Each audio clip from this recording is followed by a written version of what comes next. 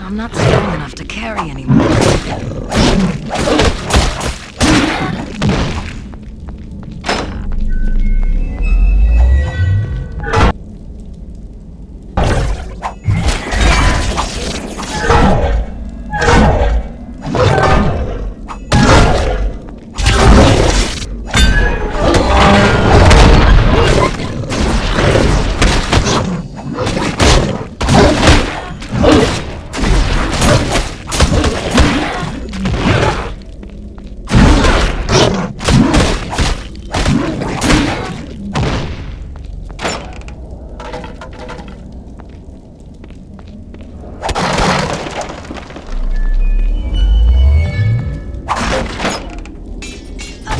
Strong enough to carry anymore.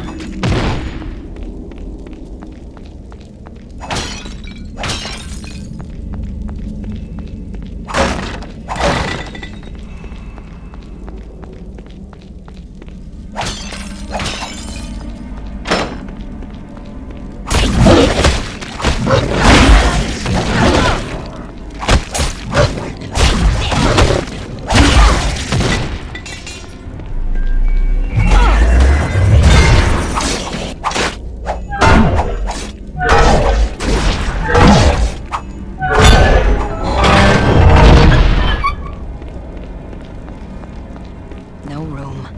I'll have to come back for this.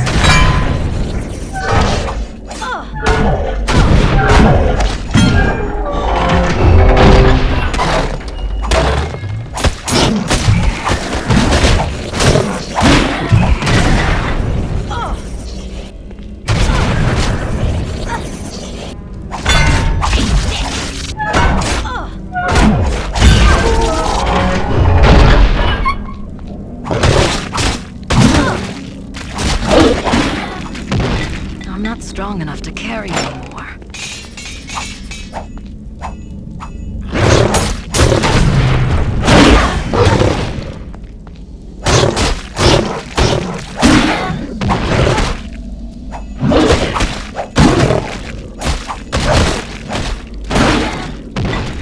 I'm not strong enough to carry anymore.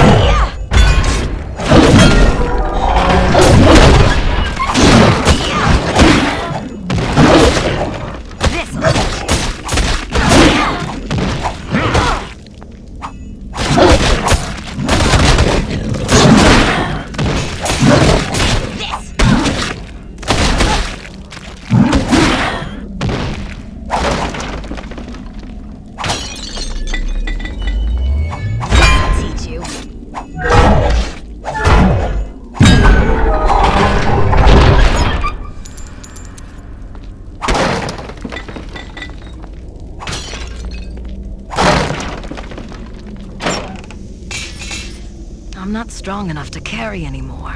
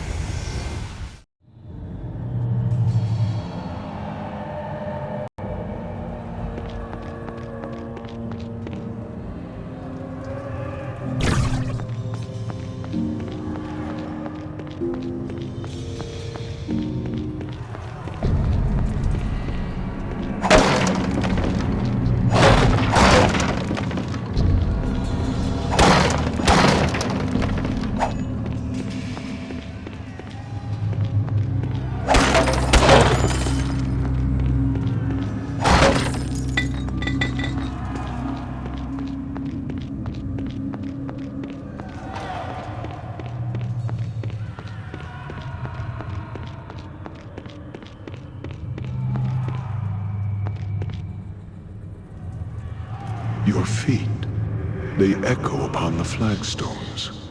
Your breath stirs the dust. Who are you who walk this hall in the flesh?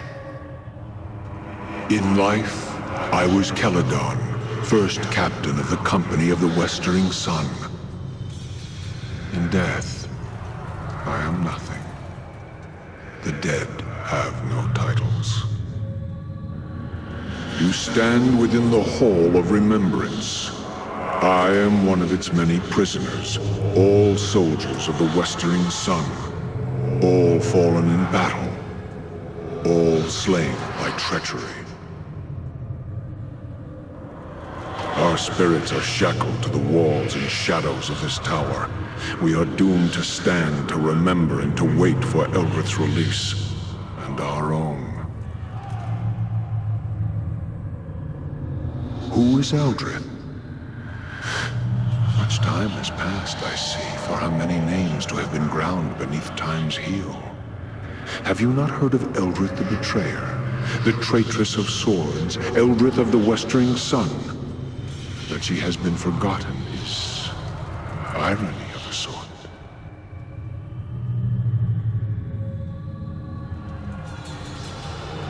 Eldrith was one of the greatest generals of the Sword Coast, commander of the Company of the Westering Sun, sworn sword and defender of Baldur's Gate. She served with honor and distinction in the first and last seasons of the Sundering War, the Crescent Port Siege, and finally, the campaign against the Black Horde. In all these battles, she was victorious. Where she led, we followed. Glory drew us, loyalty kept us, and we were proud to serve beneath her banner. Our lives were hers, and our deaths were hers. I do not know when pride burrowed into her heart, but it poisoned her. It was a poison I did not see until it was too late. Eldrith had fought too many battles, achieved too many victories, and she had come to see the city of Baldur's Gate as her own.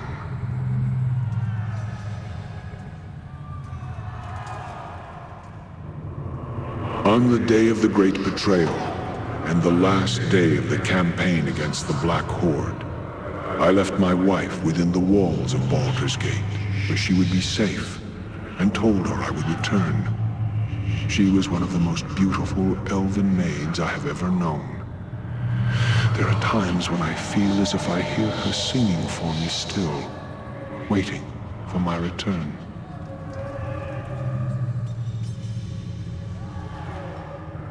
Then I fear her spirit shall never be laid to rest while I am trapped here. My wife, to think that she suffers still, and for my sake. Our company took the field against the Horde and scattered them, even though the orcs and goblins outnumbered us 5-1.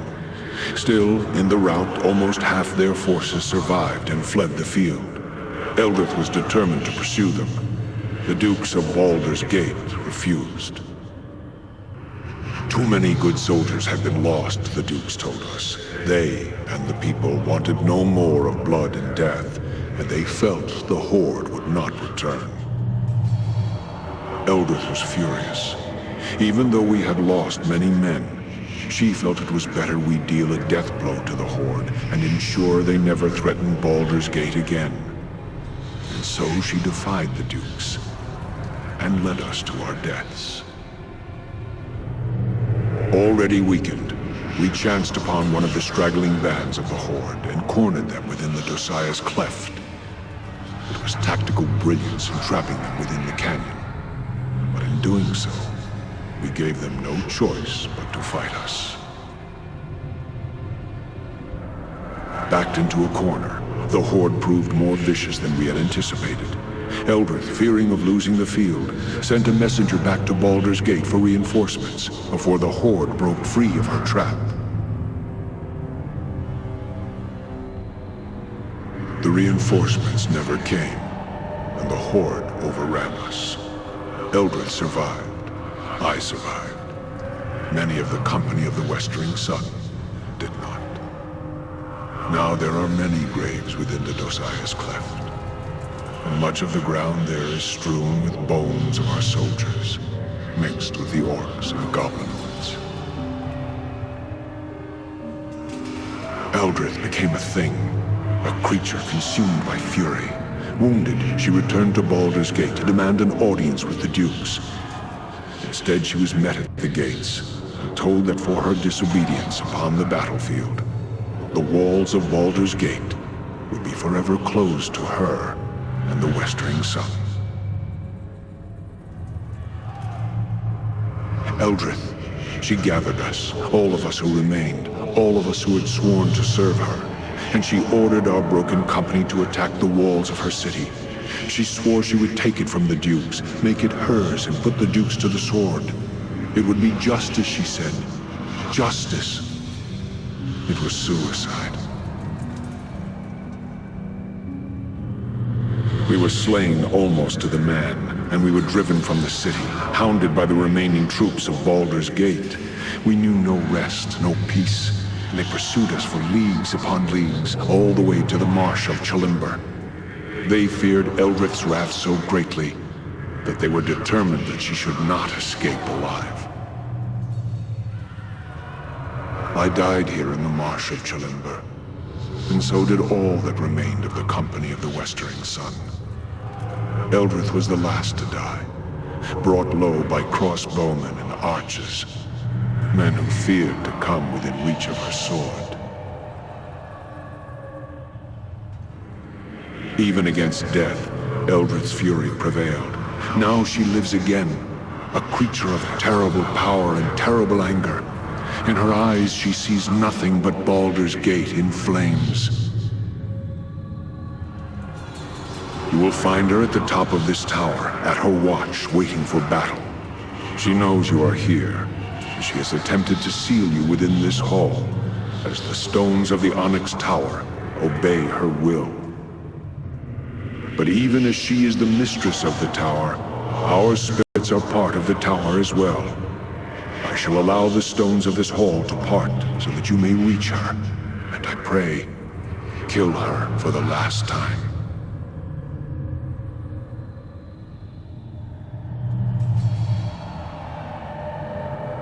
I pray the gods favor you. If not, then I fear no one shall be able to stop her.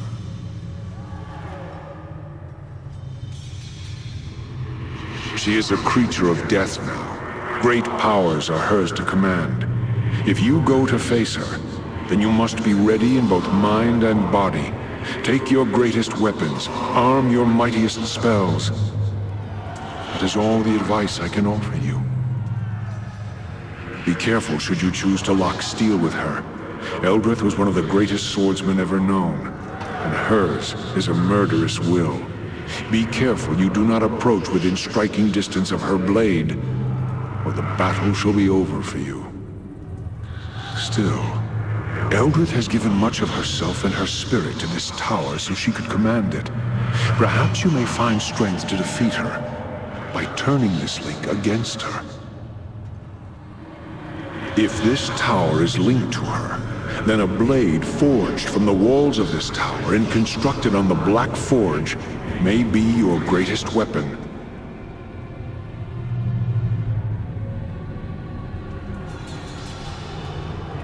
Eldrith's will is tied to the tower. Surely you know that when she is slain, this tower will die as well. It will fall into the elemental plane of fire and be consumed. You cannot escape this tower while she lives, and not after she is dead. Can you not use the way you entered to escape? The tower itself touches many places, other planes of existence, even creates gates to them. Perhaps there is some manner by which these gates may be used to escape. But I do not know.